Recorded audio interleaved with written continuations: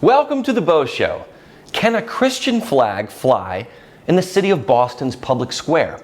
The Supreme Court has unanimously answered yes. But I want to delve into this decision in case because, once again, it's all about the First Amendment and free expression, which is a hot topic of the moment. The fact that this case made it all the way to the Supreme Court is a big deal in and of itself. And of course, the ruling is just as significant. So let's talk about the case and why it's important in the grand scheme of things. The case is Shurtleff v. Boston. So that means Boston was the defendant. The court ruled unanimously on May 2nd that allowing national flags and flags about historic events, causes, and organizations to fly outside a city hall while refusing to raise a Christian flag is an unconstitutional example of government censorship. Retiring Justice Stephen Breyer wrote the opinion for the court as he serves out this last term before his replacement, Ketanji Brown Jackson, replaces him. Now, according to the petition, petitioner Harold Shurtleff runs Camp Constitution, which offers classes and workshops on U.S. history and the Constitution. Camp Constitution, also a petitioner, was formed, quote, to enhance understanding of the country's Judeo-Christian heritage, the American heritage of courage and ingenuity, the genius of the United States Constitution, and free enterprise, unquote. At Boston City Hall, there are 3 flagpoles at the entrance. One flagpole carries the American flag, with a flag below it honoring missing soldiers and prisoners of war. The second flagpole flies a Massachusetts flag. And the third flagpole usually flies Boston's flag, but sometimes flags are hoisted to honor or commemorate causes, individuals, historic events, and foreign countries. And at times, flags about military battles, victims of crime, or the LGBT community. In 2017, Boston refused to let Camp Constitution display a flag containing a Christian cross, claiming it would be a constitutionally impermissible endorsement of Christianity by the city. Boston official Gregory Rooney told the group the city maintains a policy and practice of respectfully refraining from flying non-secular flags. Rooney cited the Establishment Clause of the Constitution, the so-called separation of church and state, which would prohibit the endorsement of any religion. Rooney felt it was not in the city's best interest to have that Christian flag flying in City Hall. However, as I mentioned earlier, they have flown gay pride flags, which, although not necessarily a religion, could be seen as an endorsement. You may even remember when President Barack Obama lit up the White House in rainbow gay pride colors after the Supreme Court ruled gay marriage to be legal. That third flagpole has also hoisted the flags of countries such as Turkey and the People's Republic of China.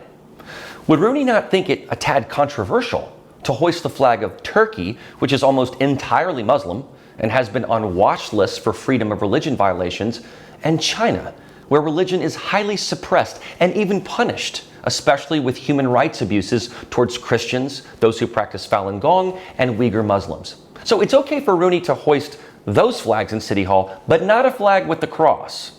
And even though the United States was largely founded on Judeo-Christian philosophy, for years Boston has allowed private groups to request use of the flagpole to raise flags of their choosing as part of this program.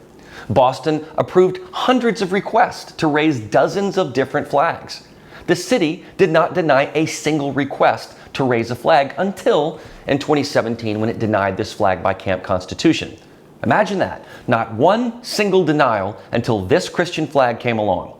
Boston argued that flying the flag was government speech because it was the city's flagpole.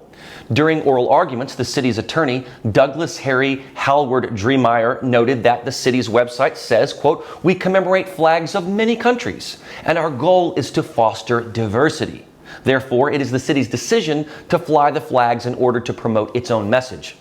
So the city of Boston is arguing that even though it has created a program to foster diversity and encourages all walks to participate, it cannot possibly permit a flag that might be Christian, and therefore the city discriminated against it.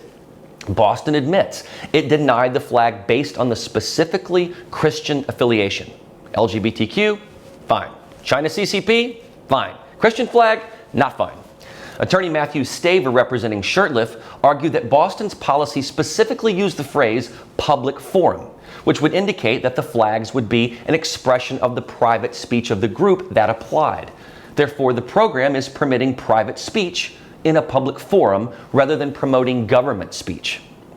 In Justice Breyer's decision, he states that there were merits to both arguments. And had the city been flying the flag as part of its government speech, the city would be right to reject it. He stated, quote, "When a government invites the people to participate in a program, the boundary between government speech and private expression can blur." Breyer added that it is necessary to take a holistic approach of flag flying, especially by governments, and use that just as a starting point. He said that while the public might, quote, "ordinarily associate a flag's message with Boston," that may not be the case here, because the Boston city flag is regularly lowered so that others could be raised in accordance with the program. The raising of the private flags is often accompanied by a ceremony by the private group, without government support. Furthermore, in deciding to what degree Boston's government controlled the raising of these private flags, the High Court's view was none at all. Breyer wrote that when the government, quote, "encourages diverse expression," say, by creating a forum for debate, the First Amendment prevents it from discriminating against speakers based on their viewpoint. But when the government speaks for itself, the First Amendment does not demand airtime for all views. Under our precedents, and in view of our government speech holding here, that refusal discriminated based on religious viewpoint and violated the free speech clause, unquote. Thus, the court concluded that, quote, "on balance, Boston did not make the raising and flying of private groups' flags a form of government speech." That means, in turn, that Boston's refusal to let Shurtleff and Camp Constitution raise their flag based on its religious viewpoint abridged their freedom of speech, unquote. This is a landmark decision, and the fact that it was unanimous is significant. Breyer rightly cites the First Amendment in his opinion.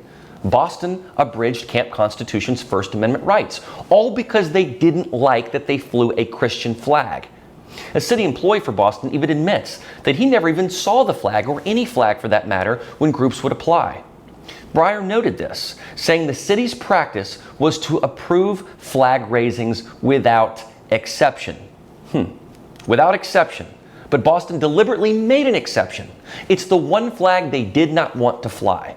I'm just wondering if a Buddhist group decided to apply, or a Jewish community center, or even an atheist group had applied, would they have received the same treatment? Because Breyer makes it very clear that the job of the city was to hoist the flags without exception. And no one even looked at the flag. Boston didn't even participate in hoisting the flag, which again takes the city out of the government speech equation.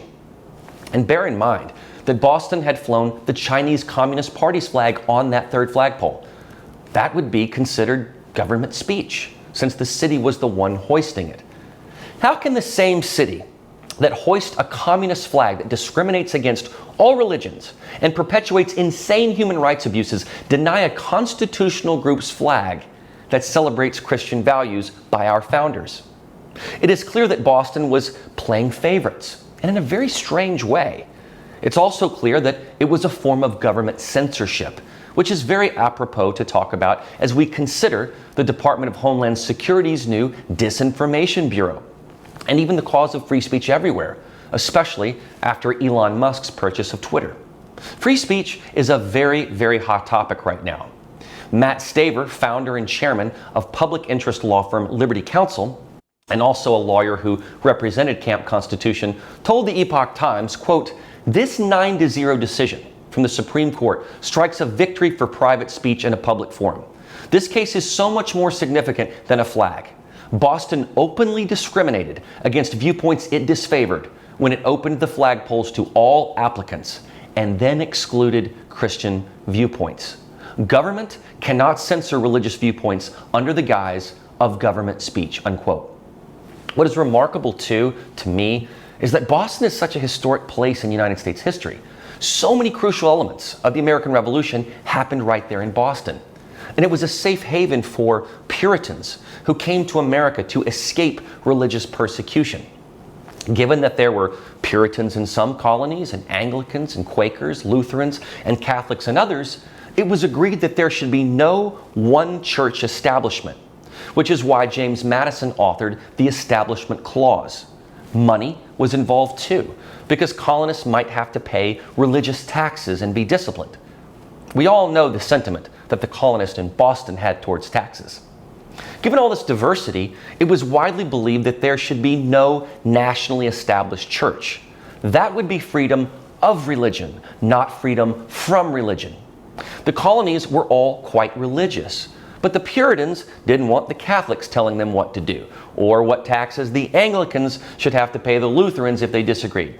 So it was amenable to all to create the Establishment Clause.